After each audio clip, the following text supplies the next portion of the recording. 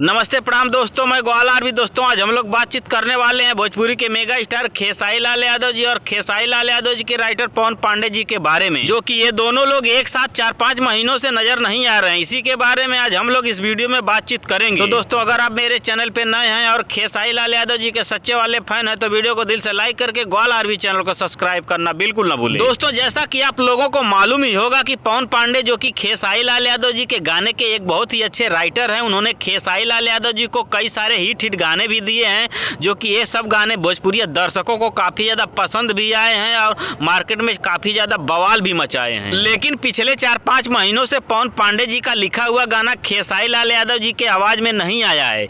एक गाना अप्रैल महीने में आने वाला था जिस गाने का नाम था डोली में गोली मार देव 3, लेकिन किसी कारणवश इस गाने को अभी तक नहीं रिलीज किया गया है और अप्रैल महीना भी बीत गया है। वैसे तो डोली में गोली मार देव 3 इस गाने को लेकर पवन पांडे जी द्वारा भोजपुरी दर्शकों को 1-1.5 साल से बेवकूफ बनाया जा रहा है। देखिए तो कब तक डोली में गोली मार देव 3 इस गाने को भोजपुरी दर्शकों के बीच में कब तक रिलीज किया जाता है। दोस्तों ये तो रही गाने की बात, लेकिन 4-5 महीनों से पवन पांडे जी और खेसारी लाल यादव जी एक साथ नजर नहीं आ रहे हैं। खेसारी लाल यादव जी कई बार पटना गए हैं, छपरा गए हैं, लेकिन फिर भी पवन पांडे जी और खेसारी लाल यादव जी एक साथ नजर नहीं आए हैं। खेसारी लाल यादव जी और पवन पांडे जी एक साथ नजर क्यों नहीं आ रहे हैं इसकी कोई जानकारी अभी नहीं मिली है, लेकिन बताया जा रहा है कि पवन पांडे जी का हेल्थ कुछ खराब है इस समय और पवन पांडे जी एक कंपनी भी खोल लिए हैं जिस कंपनी का नाम है ARG। इतना सब कुछ होने के बाद क्या सही है क्या गलत है, पवन पांडे जी और खेसारी लाल यादव जी एक साथ में नजर क्यों नहीं आ रहे हैं इसकी कोई ऑफिशियल जानकारी नहीं मिली है। धन्यवाद दोस्तों।